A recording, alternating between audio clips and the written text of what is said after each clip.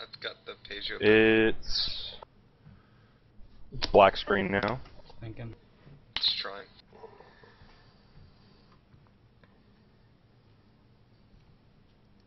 Should be up and going now.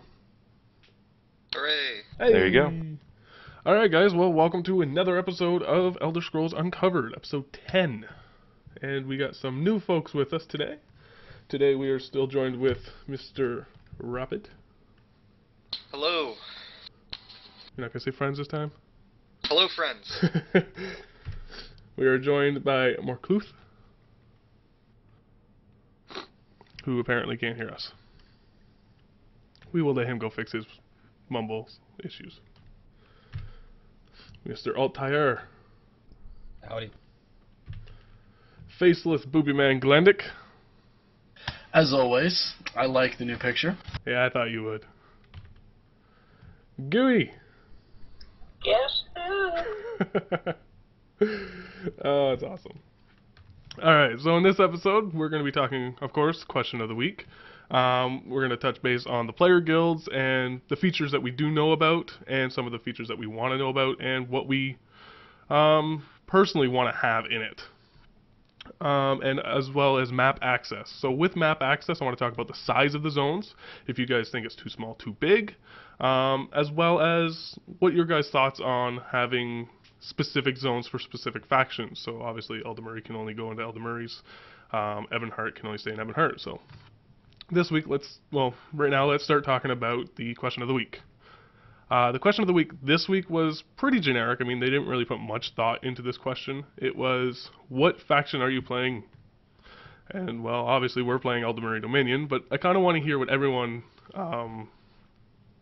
thinks about Eldamuri Dominion, why they want to play it, except for Rapid and Morcluth, because they're playing the evil characters.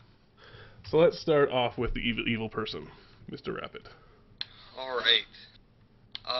Our decision to play the Ebonheart Pact, the best faction there is in Elder Scrolls Online, has to do with the fact that we are primarily a hardcore PvE guild, so we want to be on that faction where we think the most people are, because more people for us means there's going to be more recruitment opportunities too.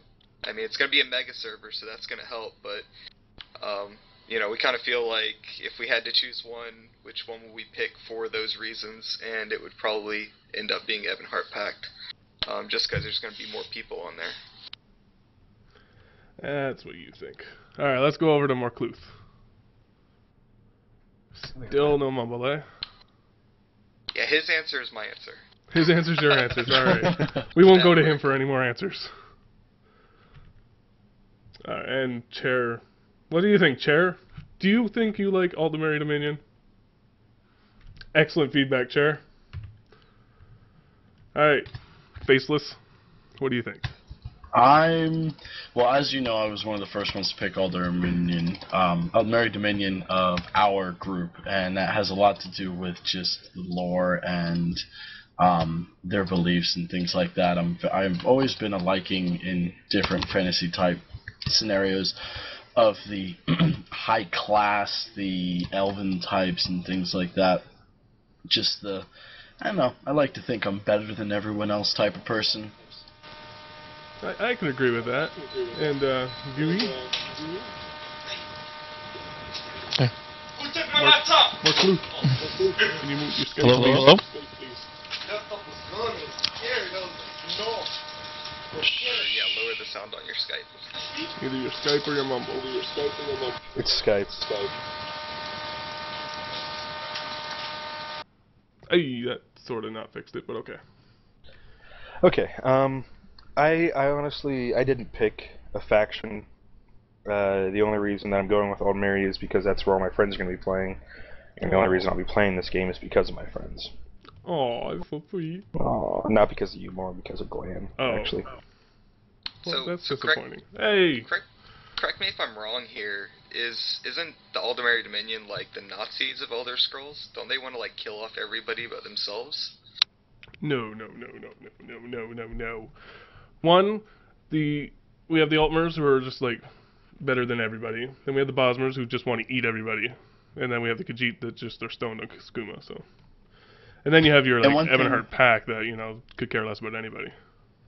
And one thing to keep in mind about the Aldmeris, and it talks about it in the Queen's letter, or the Big Chick's letter, is, as she says, they have no real hatred for the other races. They just don't feel that they're mature enough to rule Tamriel. Sounds like racism to me. Not no hatred. Ebonheart No mustache, Pack are no gas equal chambers. opportunity killers, so. Hey, Mark, you there now? No. All right. You're muted or something. Curve mute your Skype. Okie dokie. Tonight is just full of issues. I don't know what's going on with tonight. So Mr. Chair, that would be who's chair? There we go. I gotta find the right button here. So Mr. Chair Altair, what's your opinions of Aldemir Dominion? I'd have to agree with Glenn. Me personally, I'm playing a jet, but I was considering going even heart pack until we sat down and discussed that we all wanted to go to AD, so that's why I'm going there. I have to tell Mark stop leaving Skype, keeps messing up my orders.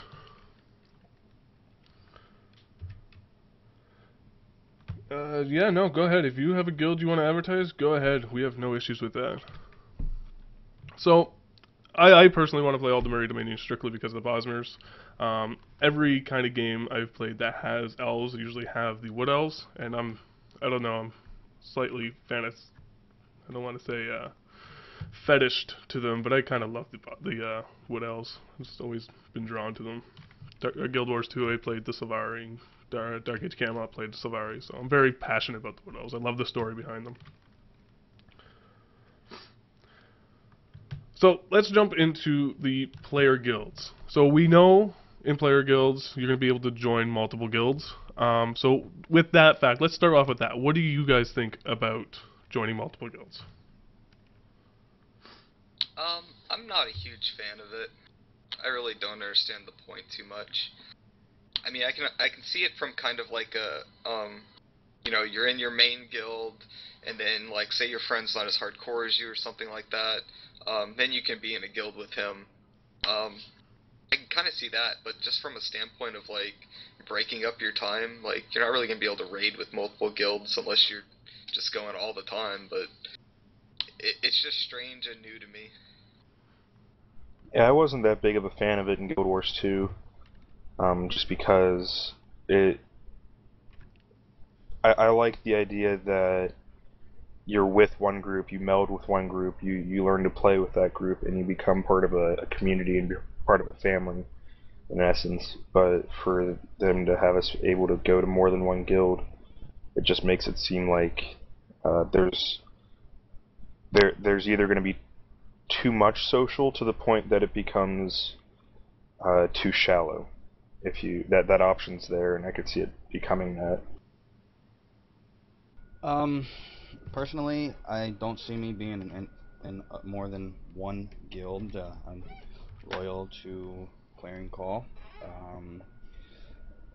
While I see being a member of multiple guilds can be a good thing, one guild you're a social member, in the other guild you're a hardcore raider in, another guild you PvP in, but I also see it as a possibility for a lot of drama between guilds. If someone is causing problems in one guild and such or whatever, that can ultimately, I think, cause some issues. So I'm personally not for it. I didn't care for it in Guild Wars 2. As Gooey said, I think it should be a one guild thing type of deal. If you're in one guild, you're loyal to that guild, but that's just me.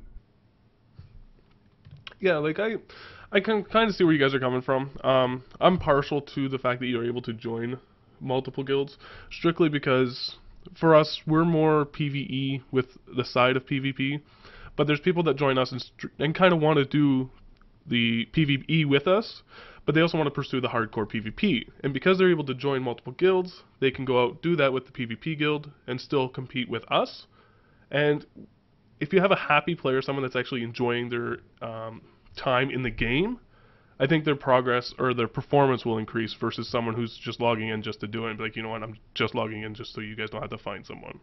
So I think being able to join multiple guilds is a bonus. What do you think, Glenn?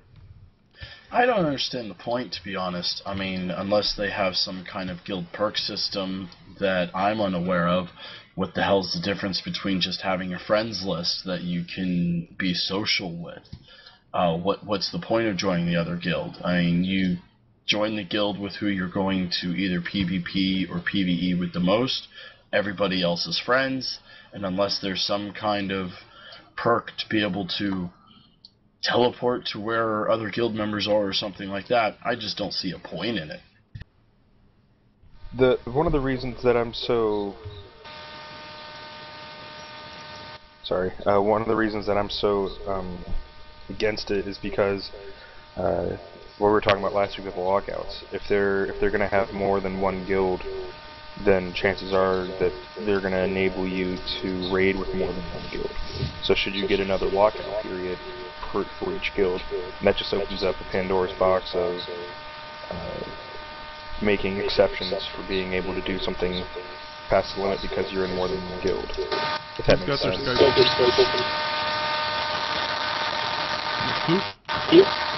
Yes. Skype, mute, please. At least his mumble's working. His mumble's working, that's right. If we're moving in the right direction. My chair keeps hitting the stupid table. I need a bigger table. Yeah, man, tonight's all full of weird things. It's weird. You have a tail. Yes, I have a tail. I have a giant tail. What's that movie? There's a movie with a guy with a tail. So you're rolling Argonian, is what, that's you're going to slip that under the table? Is that what? Or Khajiit. There's nothing wrong with a tail. It could be fun. Khajiits are just kind of being used by the high elves, aren't they? Just like little pawns. Well, I mean, wouldn't all you say gotta do quite is like carry that. skooma with you, and they can do whatever you want them to. Ebonheart Pack's just a bunch of bros. Just taking over Cyrodiil. No internal issues there, I'm sure. You gonna stand up for this, Glandic? Just sitting back there, not even defending us? What? I mean, I've been defending a little bit, but I will say my second choice would have definitely been Daggerfall. But Ebonheart Pact, it's all hate. I mean, they all hate each other. They're only in it together because they're the last couple races that aren't in an alliance. It's underdogs fighting for what's right. But they fight for themselves. There is no loyalty to each other. Got that play to win mentality. I mean, you can't go wrong with it, right? Oh, I'm just I kidding. don't see it sticking. Bad blood.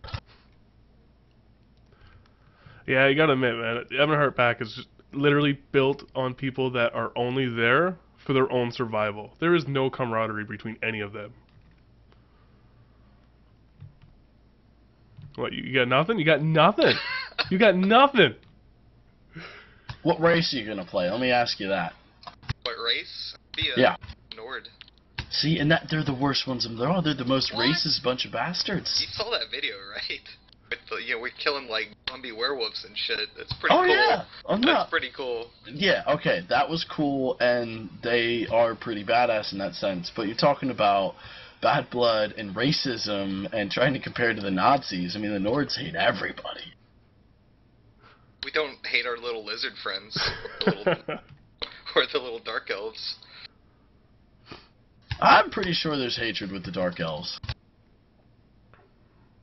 I guess we'll find out. I don't know. We're gonna see who kills who first in PvP. Am I gonna kill Garbrak or is he gonna kill me? Oh, dude. No, you stand no chance, man. First person. No chance. First person to kill posts a screenshot on the other guy's guild website. I'm You have just to pay gonna like say $20. You I'm gonna start go with that, Rapid on there's this gonna one. be a screenshot for every kill. Oh, I love it. I love it. Screenshot or it didn't happen. Collage of screenshots. Rapid has killed Garbrak. Careful though, you might make him cry. Oh, dude, I'm not gonna cry. I'm gonna have the first kill. Like, come on, offensive combat, always first kills. What And that's the only kill. Before we... Man, you We're guys still keep on this moving, and topic. I can't get these buttons down. How are we moving? Yeah, I don't think we're Just from moving. last time. Last time I had it all memorized, and now it's all different people. So in other words, we haven't moved. Yeah. Yeah, okay, I'm sorry. You're just dumb. Yeah, that's right. Alright, so Ooh. another hint that Paul Sage gave out during one of his interviews with Bill Murphy from MMORPG. Bill Murphy asked him if you were going to be able to join cross-faction, so as a guild. So us being Elderberry Dominion as Clarion Call, if we were going to make an alt, say on Daggerfall, because Ebonheart sucks, would we be able to communicate or play together? Paul Sage laughed and said that's an interesting question, and we're going to leave it at that. What is your interpretation of that? I don't like it. I think that should have been a cut and dry no. I mean, when you're talking about lore like that, I mean, I guess you think, yeah, there can be some weird friends between factions, you know, we call it Romeo and Juliet, whatever you want to call it. I still think it should have been a cut and dry no. Yeah, I'm with him on that. With lore and everything like that, the different factions shouldn't be able to communicate with each other at all, except for maybe in like a sanctuary. Now, here's how I took it. I took it as if you won't be able to play with the other faction, but you can't join the other faction's campaigns in PvP or anything like that, so you can't do any cross-faction communication or spying, as they call it.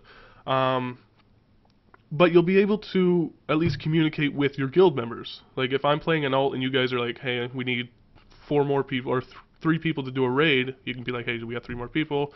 I'm on the alt. If I couldn't see guild chat, I wouldn't know.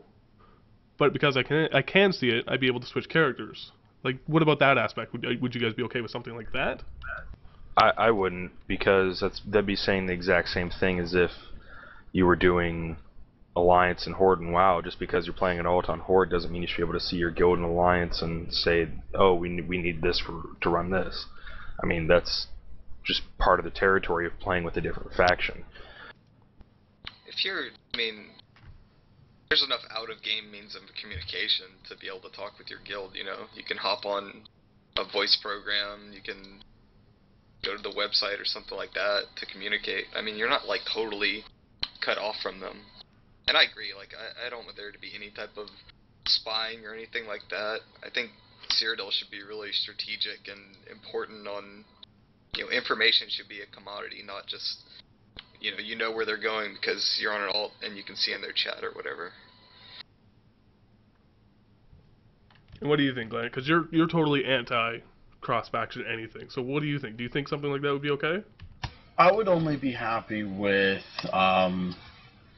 some sort of just chatting friend system. A friend system where you can chat between, I mean, yeah, factions, but just with certain people, not necessarily with an entire guild. I'd be okay with that, but not something where you can still get into guild chat no matter.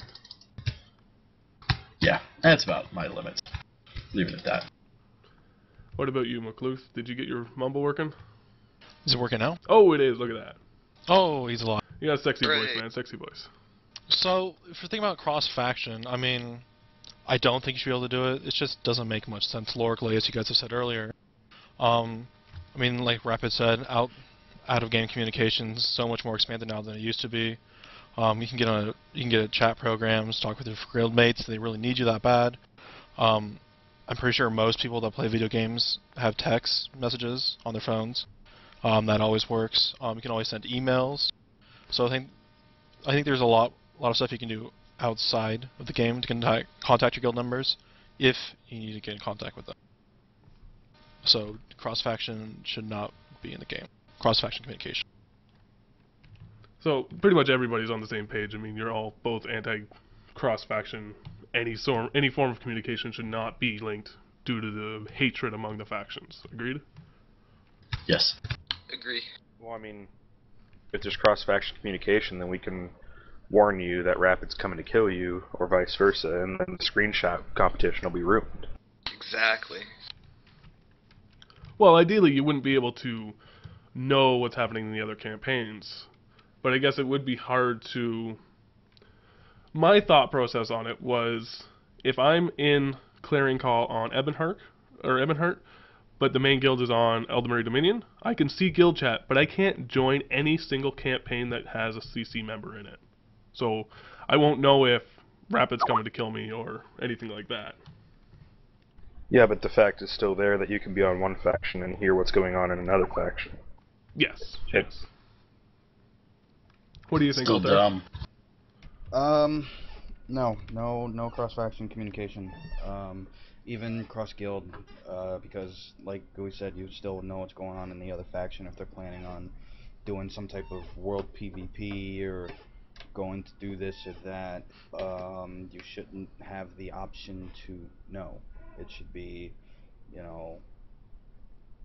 completely anonymous as to what's going on. No discussion.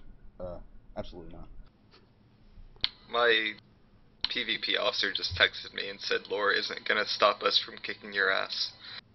I like your guild. Small rivalries, right? Like, It's fun, it's fun. Yes.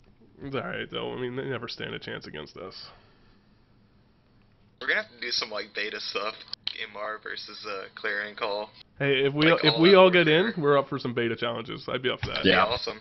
Have you seen our Clarion Call tournaments that we had in Soltor?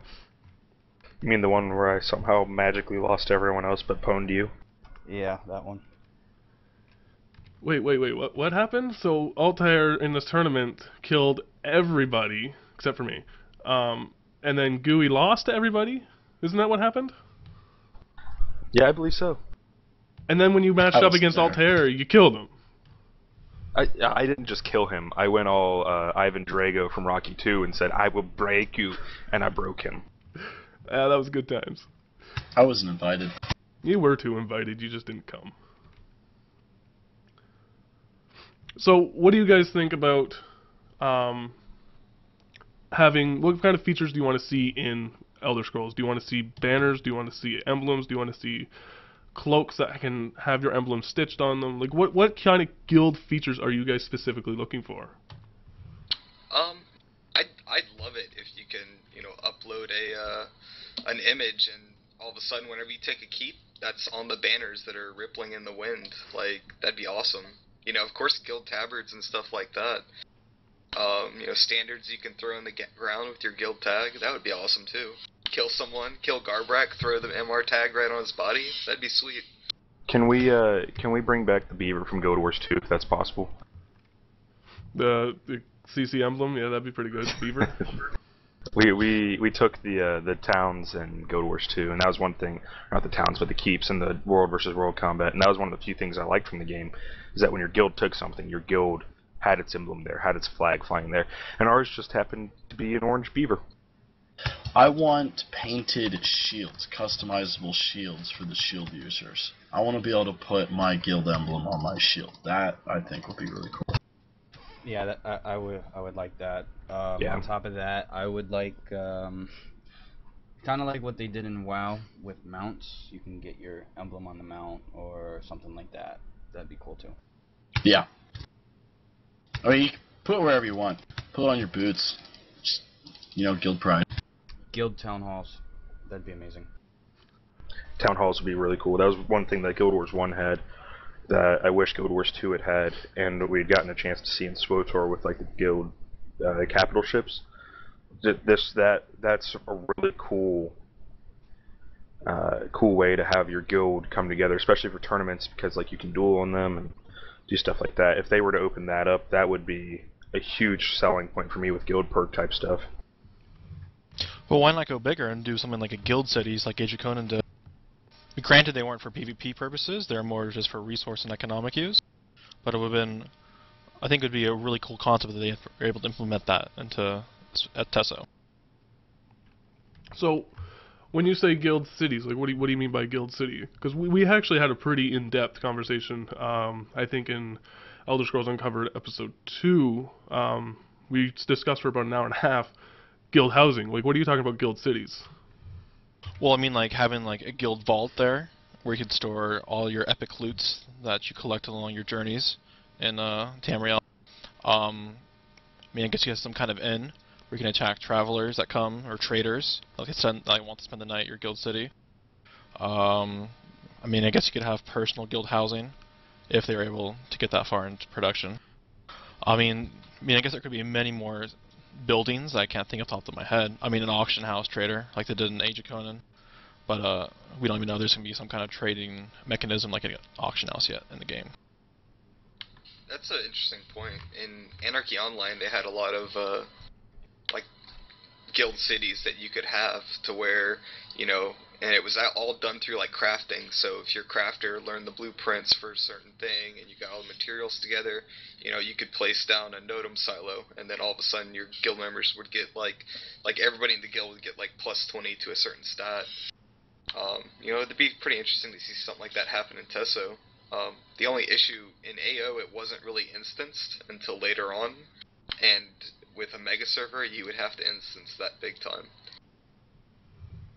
That was actually one of the key comments on our discussion was, should housing, not guild housing, but housing in general, be instanced? I'd love to get into that again, just because I'm actually really passionate about that topic.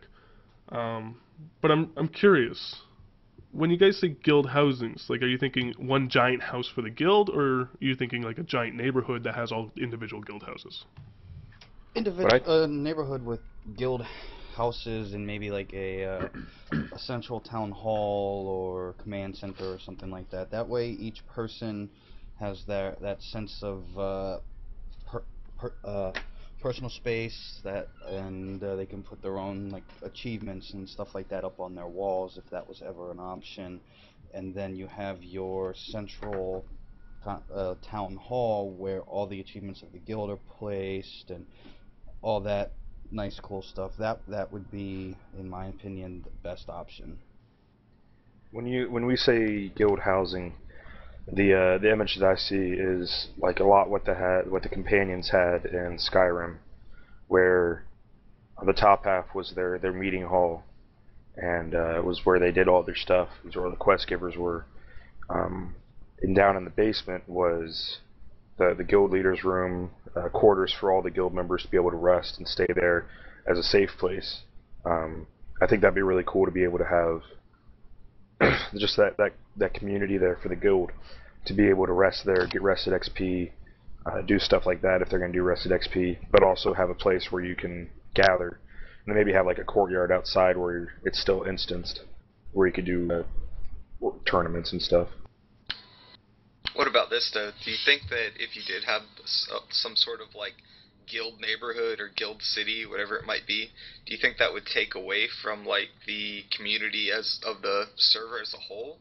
Like you go to a main city, and then all of a sudden you really don't see anyone there because they're all hanging out with their guilds, and suddenly the mega server's empty because everyone's in their own instance place.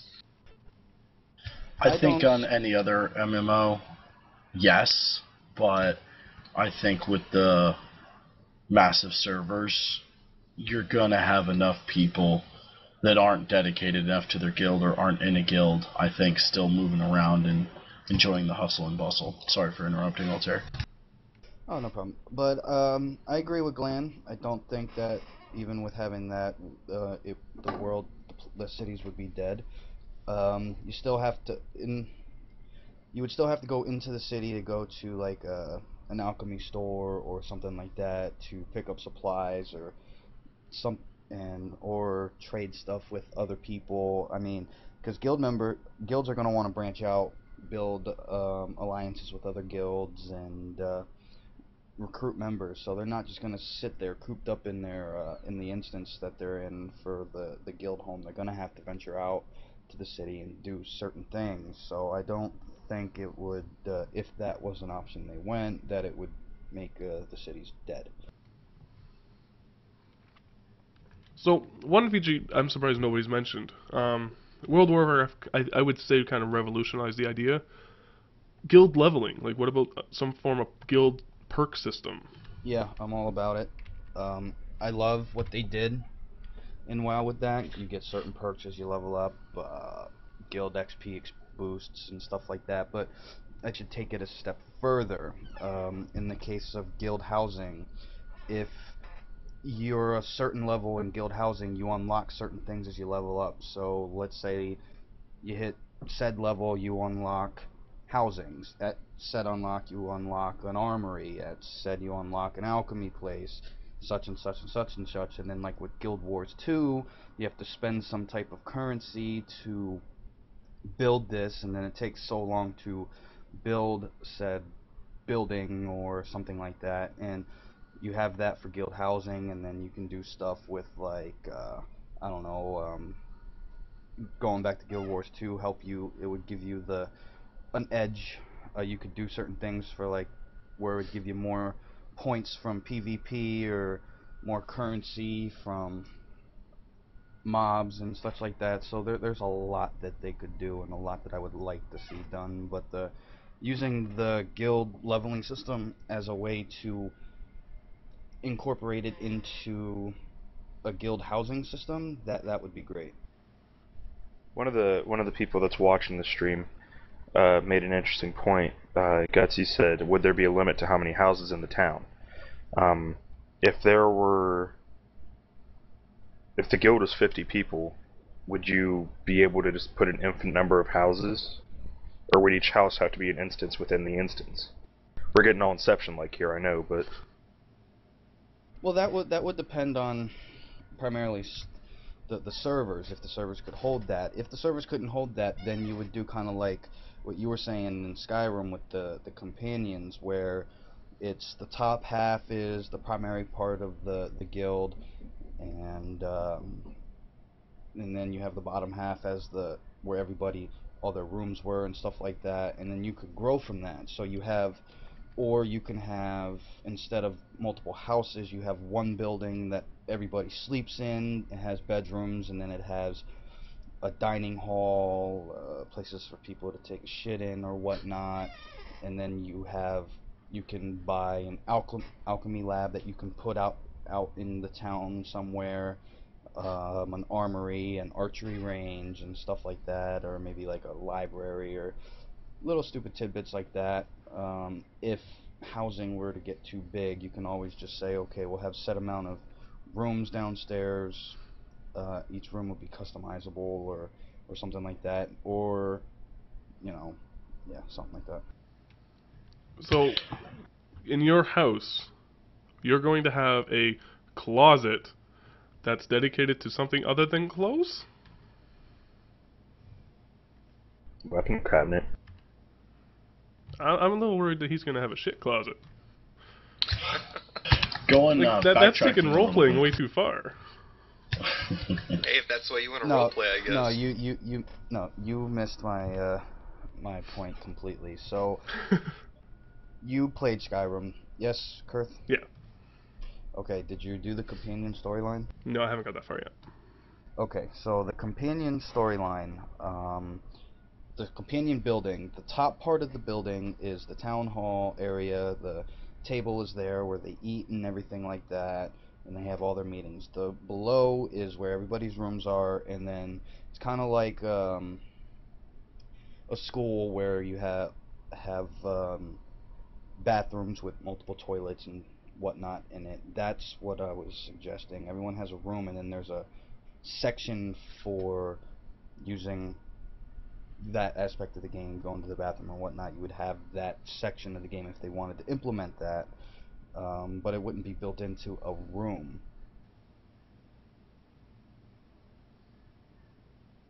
On the, I guess getting back to like the guild leveling type thing, I think that would be cool, guild levels. I just hope they don't really limit it like it was in WoW.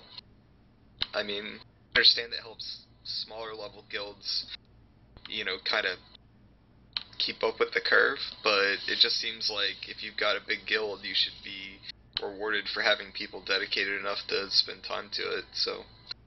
I was thinking something very similar, Rapid. What I would love to see is some sort of reward system that was more based around hardcore guilds. Have it so it's like, okay, yeah, you can put this really awesome fixture outside your guild, or you can have these nice profession things inside your hall or something like that.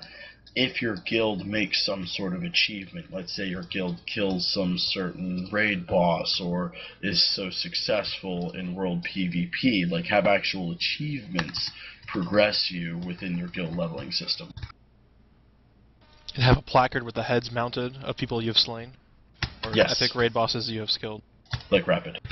Yeah, my placard would just be Garbrak, Garbrak, Garbrak. Dude, you wish you're gonna be able to kill me. Like, you have no idea. It's not even gonna happen. But it just won't even happen. We're not even gonna talk about it. It won't happen. We'll see. So,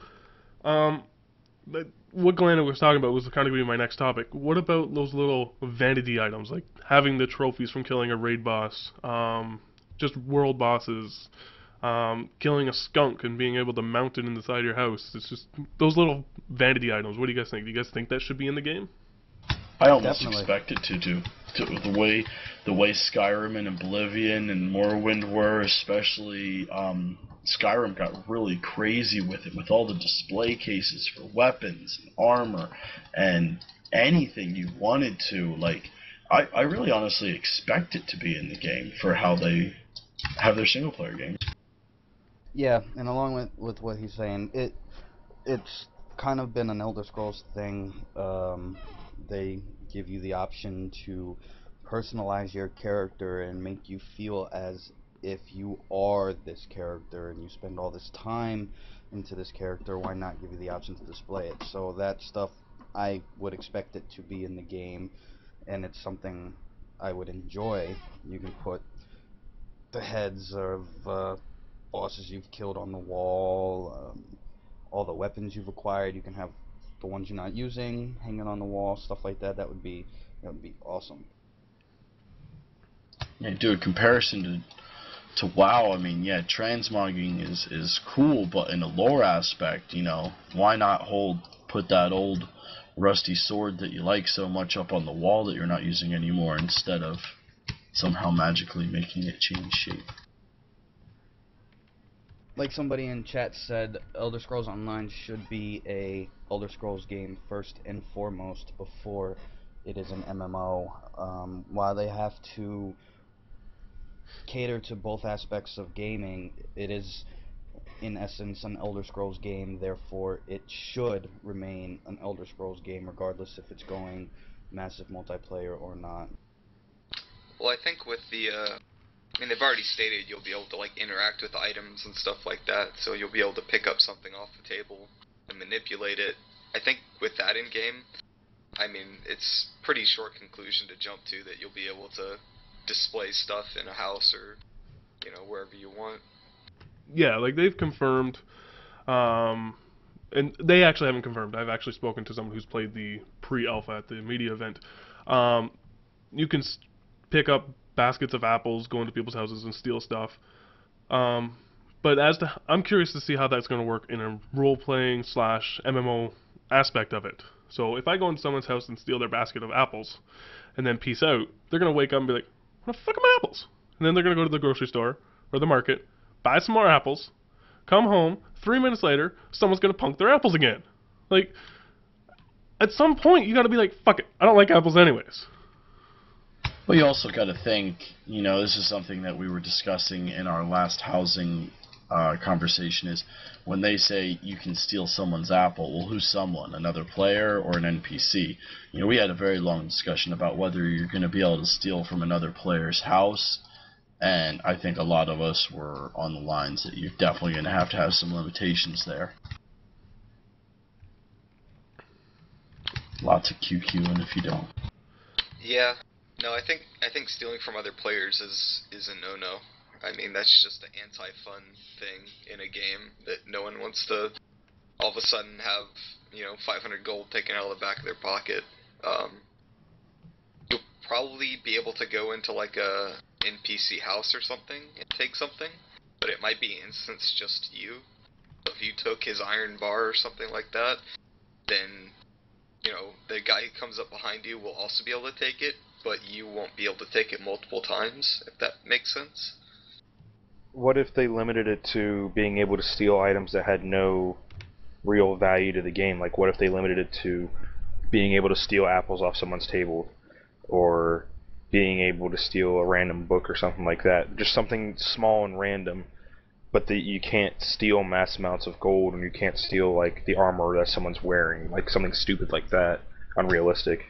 I don't know. I like my bookcases, and those are my cooking supplies. So, I mean, yeah, won't be game changes, but I'll definitely be a bit peeved. Yeah, I think there's just like, I mean, all the hardcore kind of RP guys are gonna complain and say if you can steal an apple, then you should be able to steal someone's gold or something like that. But I mean, it's a hard issue. I hope ZeniMax makes the right decision on all this stuff. I mean, you want stuff in the game to be fun, but you don't want it to, you know, affect another player's like enjoyment of the game. What do you think, Mark Loth? You've been a little bit quiet over there. I've actually been looking up because I heard this earlier this week about Matt Fryer came out and said there's not going to be pickpocketing, and I thought that was a pretty big thing to hear because pickpocketing is a general staple of all Elder Scrolls games so far. No. Go ahead. Oh, I mean, what were you going to say? Well, I was going to say, now, did they say specifically NPC or player-based? Because I thought I heard... I think they said player. Okay. Alright, yeah, because I heard that there would be for NPC, but I think I remember what you're saying. I can't remember when it was or where it was. That you will not be able to pickpocket a player. Yes, because that just brings in a whole different balance issue with players just leveling up their pickpocketing skill to go ahead and just take from one another. I think it might have been on that recent interview that was on some like New Zealand. The Guardian. The Guardian New Zealand interviewed Matt or something like that, and he basically told him like, yeah, no pickpocketing other players. Well, I think that makes sense. I mean, we talked about this before in our pickpocketing discussion. Pickpocketing a real person, people complain and gonna cry about. I mean, in all honesty, I probably would as well. I'm gonna run around and then some guy's gonna come up behind me and go yoink, and then peace out. That would suck. I worked hard on that. I want pieced out and punked. I think it would be cool if you could actually steal quest items from other players, maybe. Maybe something like that. Something that doesn't have like an actual value, like you mentioned earlier. Something just that's like a special item for certain quests that someone might need, or it's like there's only limited number of them on the server for people to take from one another. That would be neat. Trying to make like a server-wide minigame, but like 100 like of a certain item that doesn't really have any value. And then there's like a big pickpocketing war going on all the time. It's like a giant game of tag. Yeah, that'd be interesting. Some people would enjoy that, I'm sure. So, to go back to the leveling system, what perks in particular would you guys like to see? Like, we talked about guild housing and somehow tying that into the leveling system. But, in your mind, being a guild leader, a guild member, a guild officer, what feature would you like to see in the game that you'd be like, you know what? No, that has to be there. As a guild perk. Summoning. They don't have it like on a player character ability. I think it'd be really cool to have it in game. I mean, how many times you're like forming up for a raid and there's like one slacker or something? It's like, I'm coming, guys. Just like, if I could only summon him. Yeah, I was a little upset when they took out mass summons in World of Warcraft. I mean, it came in so handy, and then they took it out. It's like, really? That was like the best ability. I understand why. I mean, it really kind of breaks the game as to the concept of it and the traveling aspect of it. It basically eliminates that. Same with flying mounts, but don't get me started on that. Yeah, they already kind of broke it with flying mounts. Maybe a single person type of summon. That might be a little more balanced, because the huge issue with the mass summon was entire guilds being able to zerg a certain area at once. So I mean, if only one person could summon one other person, it would take them a long time to get an entire group of 10, 15, 20 people out to a single area. I definitely agree with that. Yeah, the mass summons was convenient for raids, but it was definitely overpowered. a single player summon, and even just like the Warlock possibly needing 2 people to do it, I think it's the proper way to work a summoning in the game. I think they had it right in the beginning and they didn't need to change it. And I'd like to see that in Elder Scrolls. What do you think, Altair? I would have to agree with Glenn, Gooey? personally. Agreed. All right. Well, that pretty much stops that topic. Well, what if they made it? What if they made it like whenever you kill like a boss or in a raid or something like that, if he drops an item that then you can then use only in a raid instance to summon your entire guild to you. Would you guys be alright with that? Or do you think it's a bad idea? Have That way it it's like a region? limited, yeah, like a limited amount, 1 drops per boss or something like that. You know, you can only use it in a raid instance to summon, you know, people in your raid to you. It'd definitely be more balanced. I still think it kills the lore aspect. I mean, just the realism with it and the ability and the need to have to travel a game. And I'll tell you, when you talk about WoW, just for the best comparison, and when you played vanilla and bitching about Alliance at least, running from whatever starting town you were in, most likely in Ironforge, and going to do some Scarlet Monastery, everyone bitched. But now, doing what the game is now, I miss that stuff. You know, I miss that needing to explore, and I'd hate for a new game like Elder Scrolls to not have that need to explore from the get-go. Well, especially being an Elder Scrolls game that is designed on people that just want to go around and adventure. I mean, that's how you explore that's how you find the caves and explore the hidden things and find those books that you're in love with. I love my bookcases. I don't care about reading all the books. It just looks pretty. Well, I think you're going to have to write a whole guide on finding books, because I'm pretty sure you'll have most of them, between you or Greg. Well, they did Can't state have that duplicates. there's going to be a quest for the Mages College to collect books throughout the world. And they've already stated that there's going to be such an immense amount more of books in the online game than there is in the single-player game, so that could turn into quite the hobby. So, let's kind of jump into the size of the zones. I mean, World of Warcraft had some of the biggest zones when it came to overall size and no zonings. But as a whole, they were split up quite a bit. Like, I mean, they were sectioned. Dark Age of Camelot was similar. I mean, I don't think there was a single zone, or a single zoning screen in that game other than going into like an instance dungeon or anything like that. But every dungeon in that game was public anyways. What do you guys think of? Do you think the zones are going to be too big? Do you think they're going to be too small for the Elder Scrolls fans?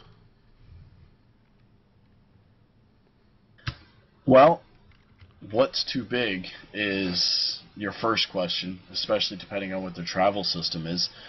And I have no worries about it not being too small. I mean, when you look at the single-player games and how big even the single-player games are compared to MMOs, and then you look at the map of Tamriel and you compare that to what size they can make it, assuming they keep a similar scale, which it sounds like they're going to from what they're saying, it's gonna be big.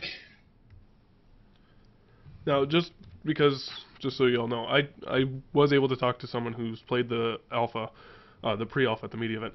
He was saying that he was with a friend, and he wasn't even able to find his friend on the same island, and they played for 3 hours. Now, when you say island, you specifically mean an island, or do you mean like a zone? Well, he said island, so I'm assuming it's a zone on an island. So I'm pretty sure they're referring to the Eldamari Dominion start zone, considering that's the only thing I can think of that's an island.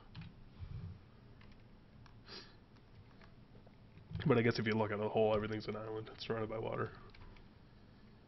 Yeah, I mean, there's a few areas that they've, like, marked off limits already. But, I mean, it could be Ebonheart Pact. There's some islands to the north they haven't marked off. So, what are your thoughts on the not being able to explore the Ebonheart Pact zones as Eldermurray Dominion or Daggerfall, and vice versa? I don't really like it. I mean, I think you should be able to go anywhere, you know? It kind of sucks that you'd have to re-roll a different character to be able to go to other places. I'm not really sure why they made that decision. It seems like, I mean, Elder Scrolls is, exploration is a big point, you know? And Faction Lock seems like totally opposite on what you'd want in an exploration game, you know? Now, in that aspect, I mean, I understand why they don't do it, because think of it as if I hit level 50 and I go into the Ebonheart Pack, and me being level 50 and Rapid's still probably like level 2, I'd go find you and kill you. Like that would be a little bit OP. So putting that border gate in where you can't cross prevents that kind of farming. But what about an idea where I can go into the Ebonheart Pack, but I can't kill anybody unless they attack me, and I can only kill the people that attack me? See, I think that would be the smart way to do it. I mean, I really don't know. I mean, what's the sake of arguing now, though, if they've already said faction locked? I mean, we can come up with ideas on what would be better, but saying faction locked means faction locked. So unless they've got some grand plan, like in a content patch or an expansion or something, unlocking everything for everybody, I just don't really see, like, I don't know, it sucks, but they said faction locked. What do you think, Merkluth? I agree with Rapid. I don't see why people would need adventure so much. I mean, I could guess people would want to explore, be the coolest part. They haven't mentioned yet whether or not you can make alts in different factions yet. I mean, I think that'd be one way so that people can still explore the entire continent if they really want to. We already know that it's huge. Every single faction has giant spaces. Matt Fryer said in one of the earlier interviews that the size of Skyrim in Tesso is going to be the size of Skyrim in the actual Skyrim game. And exploring all of Skyrim took forever. I don't think I've even explored every single part of it, and I have over 350 hours logged into Skyrim. Yeah, but that's just because movement in that game is slow. That's very true. But then that brings another question about mounts. I mean, mounting up, moving, I mean, how is that going to work? I think they've said very early, teleporting between bigger cities in a faction, but there's no confirmed details about what kind of teleportation that is. Yeah, they said something about, like, way gates. Yeah. Being able to go different places with those. Yeah, so the way the teleportation and the death system works, in order to teleport, you can only teleport or move to a way shrine that you've already discovered. So think of it as, if you've ever played Guild Wars 2, you can kind of move between sections, but you have to discover it in order to move to it. And I think the death system in the game is actually pretty cool. If you die, you have an option of spending some form of resource, gold, whatever it is, regions or whatever, to res where you are. So there's a cost to resing where you are, or you res at the next, or the closest way shrine, well, I can't talk, that you've discovered. What do you guys think of that? Do you think that's a fair system? It's kind of similar to how, like, SWTOR did it a little bit. You know, where you could take the res on the spot, but then you started, like, a timer. Or you could decide you didn't want to and then go back to wherever. I think that's a good system. It's pretty fair. I'm just hoping, like, if I want to go to a certain raid or something at a certain time, that I don't have to start traveling, like, 45 minutes ahead of time. Well, I mean, if you're a smart and loyal guild member, you would know that you were raiding that day, and a few days beforehand you would have discovered all the stuff you had to. Just saying. That's true. That hinges on a lot of stuff, though, Gar. The only problem that I have with that is in the Elder Scrolls games. Correct me if I'm wrong, but when you die, you die. You have to reload from your last save. With lore, how are they going to explain you being able to die and then choose where you resurrect? And I know with an MMO you have to have that. It's not permadeath, but um, how would they reconcile the fact that in all the games before that you couldn't respawn, but with this you can? And how would having a different resource enable you to go to one place or another? Well, I think Elder Scrolls did a phenomenal job with this, and I think Rapid wanted to pipe in here. What were you gonna say, Rapid? No, go ahead. No. All you. You know the answer. All right. I honestly think when they said, okay, we're gonna make an MMO, an online game, somebody actually sat there and said, okay, what happens when you die? Well, the final boss in Elder Scrolls Online is, what is it, Morgleg or Morgbalg or something like that. He is a necromancer. He steals your soul. From the very beginning of the game, you start the game soulless. So when you die, you don't actually die. So that's the concept of how you can continuously die in Elder Scrolls Online. And I think this is the first game I've ever played that actually had lore to your death. So how do you get your soul back if he steals your soul when you die? We don't know yet. And maybe we never will. Oh, that'll be broken lore then. Well, I assume you kill him and you get it back, or you just become this soulless demon that just can just do whatever the hell you want. So you know it's that like episode Dark on The Souls. Simpsons where Homer can't die? They'll probably tie it into lore or something. Like you get your soul back, and then like the gods in the sky or whatever say, well, "You've done such a good job that we're gonna make you immortal." They'll tie it in. If they were smart enough to do like a lore thing for dying, they'll be smart enough to, whenever you wrap it up and kill Molag Bal and get your soul back, they'll have some other thing to explain rezzing.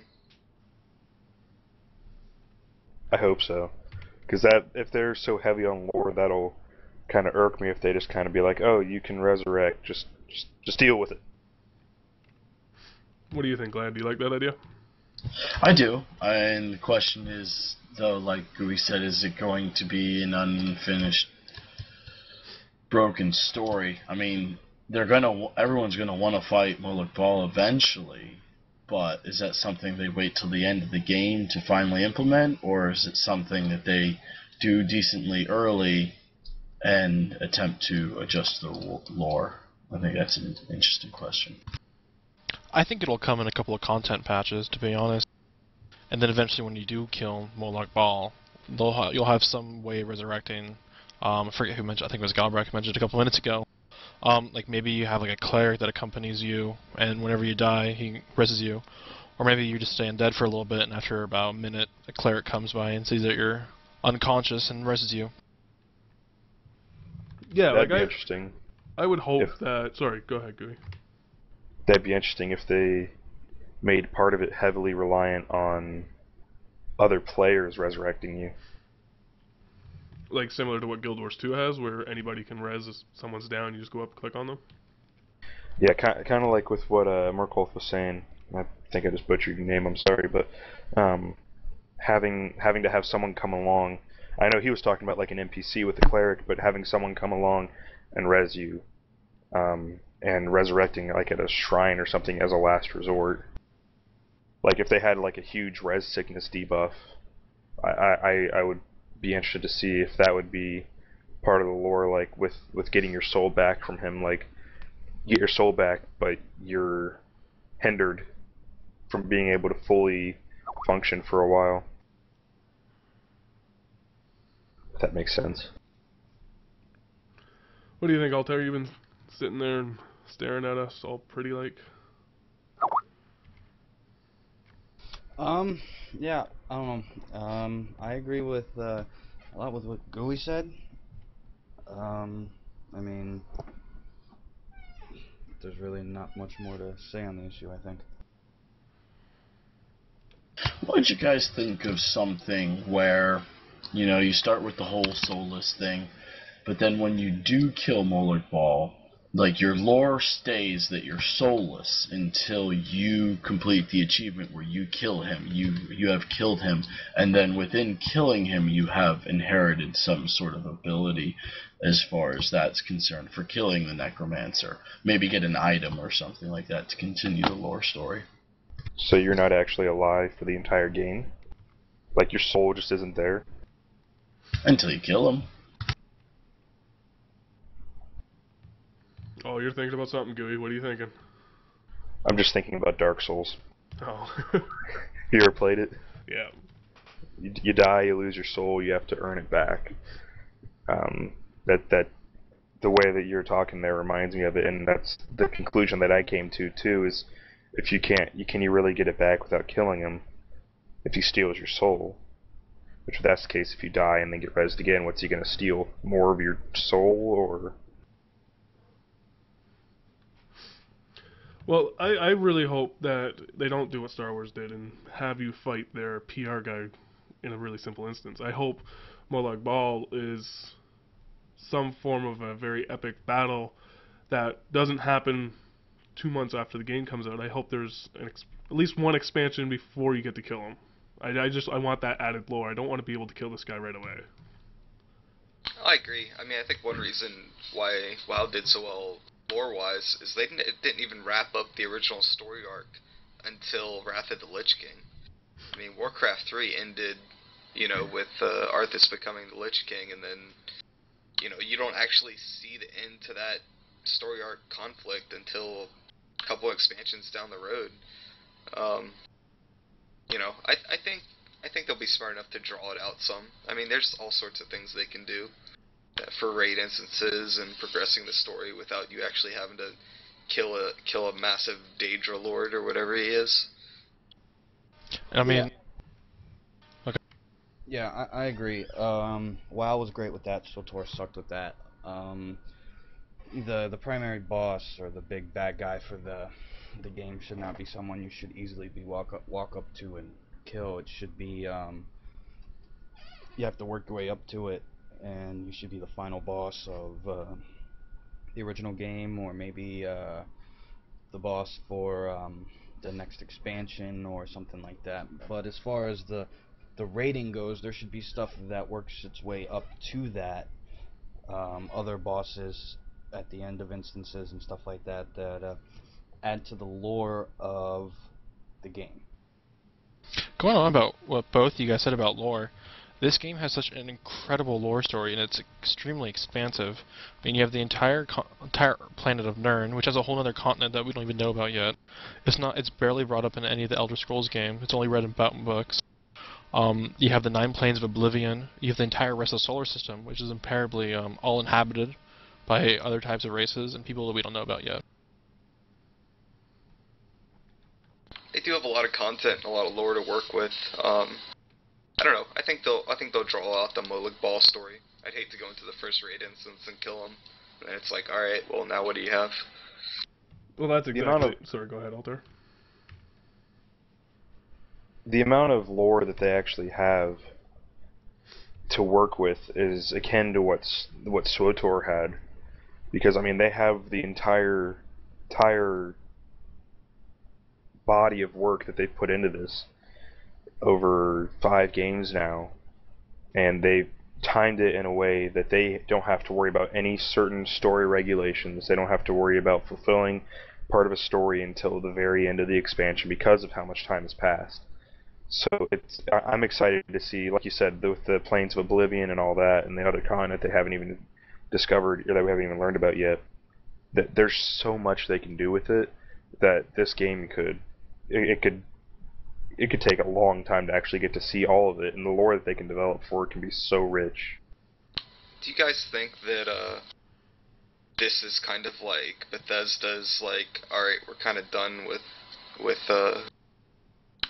doing single player games in the Elder Scrolls universe.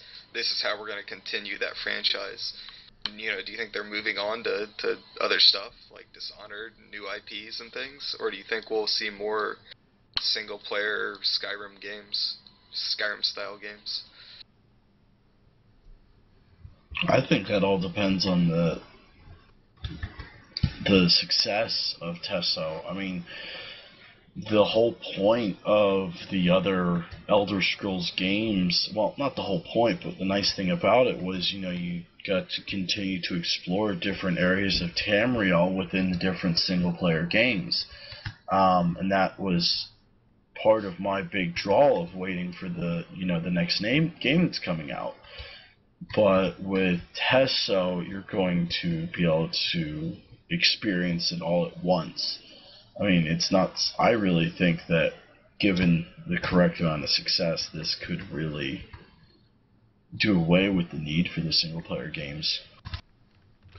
I would hate to see them end the single-player games, though, just because an MMO did well. I mean, I hate that WoW has been the last Warcraft game that's been made in, 10 years?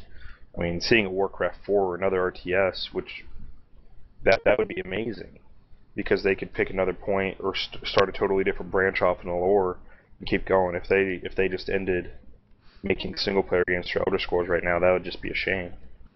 And I think when they came up with the concept of creating Elder Scrolls Online, they thought about this idea, and that's why I think they issued out to ZeniMax, their sister company, to say, hey, you guys produce this. If you need any lore, any backup, we're here. But Bethesda Softworks themselves is kind of taking a back seat to all this. Of course, they're still going to put their name on it, but I mean, ZeniMax is really the ones behind this. And I think that gives Bethesda Softworks to focus on other Elder Scrolls games, as well as new IPs and everything like that.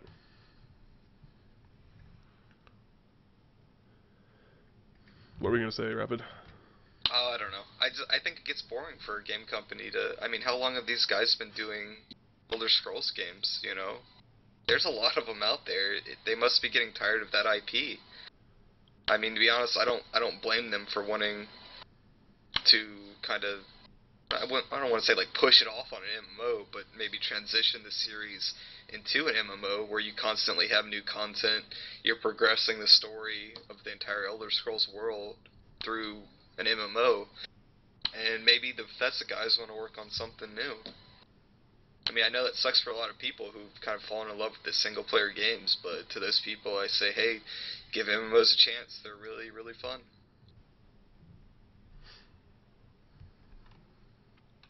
What do you think, Merkloth? Do you agree? I mean, I don't think they're trying to push off the single-player games. I mean, that's how Bethesda has all their crowd nowadays.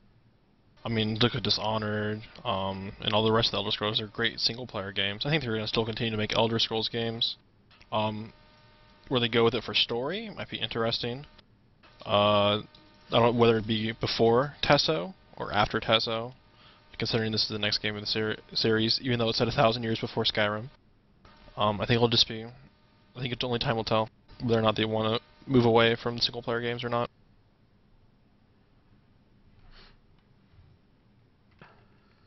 You got anything to add? Are you still playing over there with Pokemon?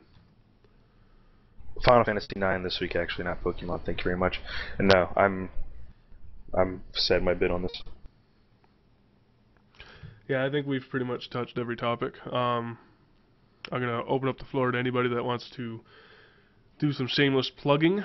While people are shameless plugging, I would like to reach out to the chat and say thanks to everybody coming out and supporting us, as well as listening to our conversation, providing great feedback in chat.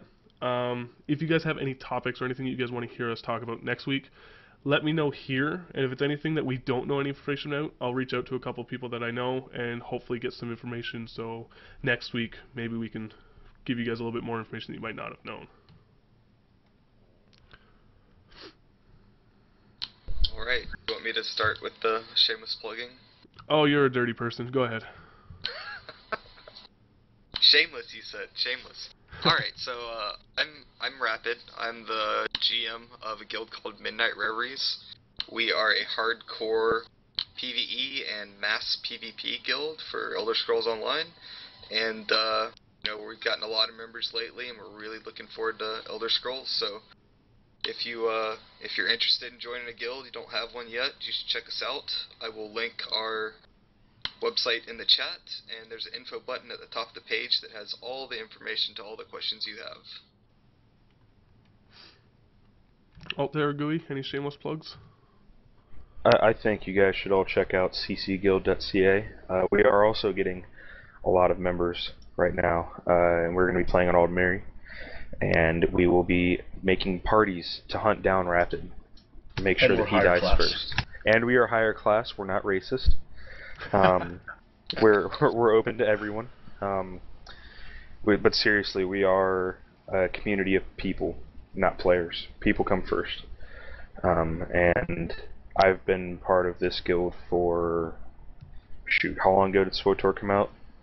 Almost a year and a half now. And actually, I've been with the guild for a little over a year. And it's been the best group I've ever had the pleasure of playing with, and I'm excited for Tesso because we're gonna roll everything, including Rapid, many times. Yeah, everything that Gooey said, I agree with. Also, check us out on Twitter. My Twitter name is Altair_CCGC. Kurth is Getchell, Getchell. Follow our Facebook page, Clearing Call Gaming Community. Check out our website. You don't have to be a member of the guild to participate in general conversations for the website. There is stuff on the website that is open to the public. Also, every video that we make gets posted to our website on the video page. So feel free to check that out as well. One other thing. Even though we are doing this for Tesso, we also have a group of players now. We're hoping to start raiding in WoW again very soon. If any of you are interested in Tesso and play WoW now, you can join us with that. We also play Offensive Combat, which is the most inappropriate but most hilarious shooter I've ever played. We also have people who play all sorts of different games. There's a place for everyone here. So if you're interested, please check out the link that I'm about to put in the chat.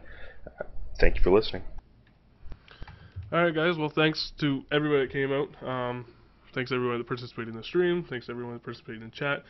If anybody wants to participate next week, on Mondays, on our forums, I put a post up for invitations. If you would like to join in on the conversations, definitely just put a post there. The requirements are posted in the thread. Follow me on Twitter. It's rgetchell. I'll put it in the chat, and you'll be able to know when I post it.